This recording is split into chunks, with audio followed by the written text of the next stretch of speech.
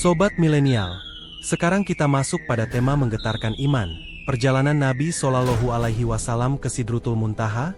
Assalamualaikum, saya Gagan Prawira, dakwah digital.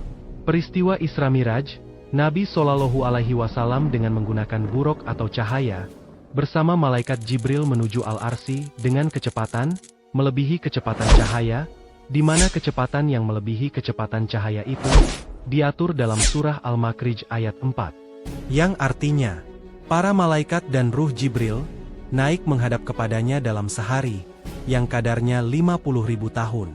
Untuk menghitung 50.000 tahun menurut perhitungan manusia, terlebih dahulu harus ditentukan seberapa cepat kecepatan cahaya berdasarkan standar dunia. US National Bureau of Standard, British National Physical Laboratories, dan Konferensi Dunia tentang Standar, rata-rata mengukur kecepatan cahaya adalah 299.792,458 km per detik. Sedangkan Al-Quran menghitung kecepatan cahaya, berdasarkan surah As-Sajdah ayat 5, menyatakan, yang artinya, Allah mengatur segala urusan dari langit ke bumi, kemudian urusan itu naik kepadanya pada hari, yang kadarnya, atau lamanya 1000 tahun menurut perhitunganmu. Dr. Mansur Hasab El-Nabi, seorang fisikawan muslim asal Mesir, menghitung kecepatan cahaya berdasarkan surah As-Sajdah ayat 5, yang tadi sudah dibacakan. Dapat disimpulkan bahwa jarak yang dicapai, Al-Quran menggunakan subjek metafora bernama sang urusan, satu hari adalah sama dengan jarak yang ditempuh bulan selama 1000 tahun. Dan karena satu tahun adalah 12 bulan, maka waktu tersebut menjadi 12.000 bulan. Dengan menggunakan simbol C, kecepatan sang urusan, T, waktu selama satu hari, dan L, panjang rute edar bulan selama satu bulan, maka didapat perhitungan kecepatan cahaya menurut Al-Quran adalah 299.792,5 km per detik. Amazing bukan? Al-Quran yang turun 1414 tahun yang lalu, mampu mengajari dunia tentang konstanta C, hasil pengukuran kecepatan cahaya, secara tepat. Setelah kita menemukan standar perhitungan kecepatan cahaya menurut Al-Quran dan standar dunia yang dapat dikatakan sama, maka kita kembali ke kecepatan malaikat Jibril, ketika mendampingi Nabi Shallallahu Alaihi Wasallam bersama buraq menuju Al-Arsy. Berdasarkan surah Al-Makrij ayat 4 yang sudah dibacakan, bahwa kecepatan Jibril naik menghadap Allah adalah 50.000 tahun. Nah, karena kita telah menemukan standar kecepatan cahaya, dibulatkan 300.000 km per detik, maka, kecepatan Jibril menghadap Allah, yakni 50 kali kecepatan cahaya. Fantastis. Sekarang, mari kita dalami, surah Al-Isra ayat 1, yang mendasari perjalanan Nabi. Terdapat dua perjalanan yang ditempuh Nabi dalam peristiwa ini yang menjadi satu kesatuan waktu. Pertama, Nabi berangkat dari Masjidil Haram di Mekah, Saudi Arabia, ke Masjidil Aqsa di Palestina yang berjarak sekitar 1.500 km. Dan jika menggunakan unta, akan ditempuh selama 40 hari. Dan kedua, perjalanan Nabi, naik ke Sidratul Muntaha, kemudian kembali lagi ke Mekah. Dua perjalanan itu ditempuh Nabi dalam waktu, hanya semalam, sebagaimana informasi yang disampaikan Al-Quran surah Al-Isra ayat 1. Subhanalladzi asra bi'abdihi laylan minal masjidil haram ilal masjidil aqsa alladzi barakna hawlahu linuriyahu min ayatina. Innahu huwas sami'ul basir. Yang artinya, Maha Suci Allah yang telah memperjalankan hambanya, Muhammad, pada malam hari dari Masjidil Haram ke Masjidil Aqsa yang telah kami berkahi sekelilingnya, agar kami perlihatkan kepadanya sebagian tanda-tanda kebesaran kami. Sesungguhnya Dia Maha mendengar dan Maha melihat. Betapa tidak, perjalanan dari Mekah ke Palestina itu berjarak 1.500 km ditempuh Nabi tidak kurang dari 3 detik, atau 0,05 menit dengan kecepatan cahaya, menunggangi buraq, didampingi Jibril. Kemudian melesat dengan kecepatan penuh, yakni 50 kali kecepatan cahaya, sebagaimana maksud dalam surah Al-Makrij ayat 4 menuju Sidratul Muntaha.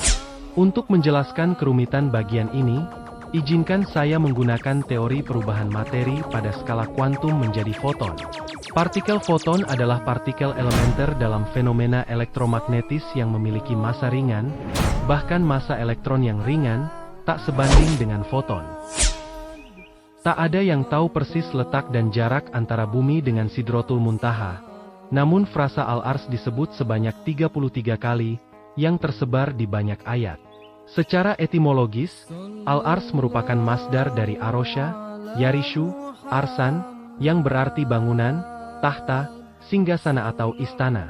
Merupakan bentuk kiasan, sebagai makhluk tertinggi yang dinisbatkan kepada Allah, kendati oleh sebagian ulama salaf, memperbincangkan Al-Ars dianggap tabu. Pada bagian ini, saya memilih mengikuti ulama kontemporer yang lebih terbuka untuk membahas Al-Ars dalam hubungannya dengan perjalanan Nabi, yang coba dielaborasi menggunakan ilmu fisika partikel. Seperti diketahui, teori persamaan Einstein, E sama dengan mc², adalah massa berbanding lurus dengan energi. Rumusan ini memberi celah secara fisiologis, mengubah massa tubuh manusia menjadi energi berupa partikel foton. Partikel foton atau cahaya, adalah partikel elementer dalam fenomena elektromagnetik yang memiliki massa sangat ringan, bahkan massa elektron yang kecil, tak sebanding dengan foton. Pertanyaan besarnya, apakah mungkin mengubah tubuh fisik manusia menjadi cahaya? Sebelum membahas secara teknis teoritis mengubah tubuh fisik menjadi foton atau cahaya, yang memungkinkan Nabi Shallallahu Alaihi Wasallam melesat menuju Sidratul Muntaha, ada baiknya kita ulas sedikit bagaimana Al-Quran membolehkan manusia melintasi langit dan bumi, seperti dalam kebolehan yang diisyaratkan dalam surah Ar-Rahman ayat 33, yang artinya, wahai segenap jin dan manusia, jika kamu sanggup menembus atau melintasi penjuru langit dan bumi, maka tembuslah. Kamu tak akan mampu menembusnya, kecuali dengan kekuatan dari Allah. Terdapat beberapa tafsir atas makna ayat tersebut, namun untuk mempersingkat waktu, saya akan mengutip pendapat Buya Hamka dalam tafsir Al-Azhar yang menjelaskan bahwa, di antara rahmat Allah kepada jin dan manusia, memberikan kebebasan untuk melintasi semesta sepenuh tenaga, menggunakan daya akal dan pengetahuan, asalkan, Hamka mengingatkan, kekuatan kalian itu terbatas. Yang akan saya sampaikan pada bagian ini, merupakan cara tersulit dari semua video pembelajaran yang pernah saya sajikan. Karena itu, akan diuraikan kata demi kata, yang membuat saya pribadi dibuat kagum dan tercengang, melihat keakuratan Al-Quran dalam menjelaskan perjalanan Nabi, semata-mata untuk memberikan kekuatan nalar bagaimana fisika partikel ternyata ikut memberikan persetujuannya. Dan agar tidak gagal paham, mohon disimak dengan seksama bro. Menurut riwayat masyhur, sebelum naik punggung buruk, baginda Nabi oleh Jibril dengan rupa asli, terlebih dahulu disucikan menggunakan air zam-zam, suatu tindakan bedah hati, yang oleh saya dalam video berjudul Pusat Berpikir, hati merupakan pusat pikiran. Dengan maksud ketika jasad Nabi dikonversi menjadi cahaya, pikiran Nabi tetap berkesadaran. Untuk memaksimalkan proses itu kemudian Nabi melakukan tawaf mengelilingi Ka'bah sebanyak 7 putaran. Ka'bah berada di Mekah, secara geografis, seperti rilis The Egyptian Scholar of the Sun and Space Research Center bahwa Mekah merupakan pusat bumi, memungkinkan tawaf yang dilakukan Nabi atas pendampingan Jibril dengan kecepatan tertentu, menimbulkan gaya sentrifugal. Setelah Nabi melakukan putaran sentripetal menuju pusat Ka'bah, akan menimbulkan energi elektrodinamika kuantum, yang dapat mempertukarkan materi, menjadi cahaya. Buruk, dalam bahasa Arab, berarti kilauan. Pada poin ini, Jibril yang juga merupakan organisme cahaya berkesadaran sempurna, melalui tawaf, membantu mengurai atom tubuh fisiologi Nabi, menjadi foton. Tujuannya agar senyawa dengan Buruk dan Jibril, dalam kondisi pikiran Nabi tetap berkesadaran. Menariknya, frasa Subhana dalam surah Al-Isra ayat 1, kendati tidak bersambung dengan frasa Allah, para mufasir sepakat bahwa makna Subhana merujuk kepada Allah Maha Suci. Di balik itu yang unik, berdasarkan ilmu linguistik Arab, Makna subhana memiliki varian dalam pengertian yang persis seperti maksud diturunkannya ayat ini. Perhatikan frasa sahaba, yasbahu, artinya, menarik, mengeluarkan, melepaskan, menyeret, membimbing atau menggandeng. Dalam surah Al-Isra ayat 1 ini, tersirat, Allah sedang memberitahu kita sebuah proses melepaskan, atau penguraian kabut elektron, partikel neuron, proton, kuark dan semua partikel elementer dari atom. Frasa subhana yang berarti melepaskan, tersambung langsung dengan kosakata al-ladzina asro, yang berarti yusiru, saro, yakni diperjalankan, beredar, berkeliling, berjalan, bercucuran, masuk dalam kekuatan, mengambil efek, atau juga bermakna didekap, ditahan kuat-kuat, seperti terlindungi dan menyatu dalam dekapan Jibril. Sehingga jika diartikan secara saintifik, kalimat subhanaladzi asro, memberi makna, tubuh fisiologi Nabi, melepaskan diri dari inti atom, agar menjadi foton atau cahaya yang senyawa dengan Jibril maupun buruk, melekat, dan masuk dalam kekuatan dekapannya untuk diperjalankan. Seperti kita ketahui, fisika partikel mengajarkan kita, bahwa tubuh fisik manusia merupakan sekumpulan atom yang bergerak mengelilingi inti atom dengan kecepatan 1000 km per detik, di mana 99% atom terdiri dari ruang kosong. Disinilah kabut elektron, partikel neuron, proton dan partikel elementer lainnya yang merupakan materi, dipisahkan dari ruang kosong untuk menghasilkan perubahan energi materi menjadi cahaya. Secara gramatikal, dari 3 suku kata subhanaladzi asro, mulai tercerahkan, menguak pengertian maha suci yang melekat dalam frasa subhana, menunjukkan makna, zat tak berbentuk, alias laisa kamislihi sayun.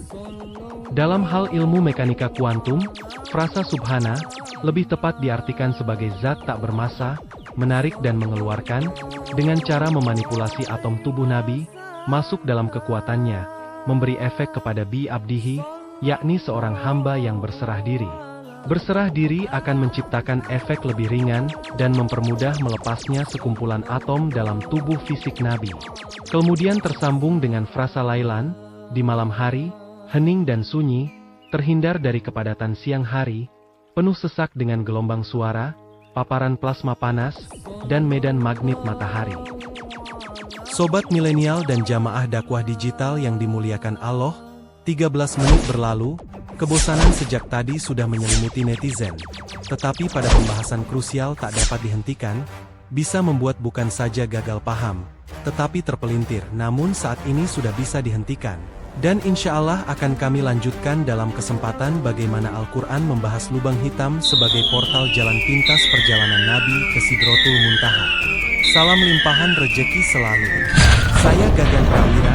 Assalamualaikum.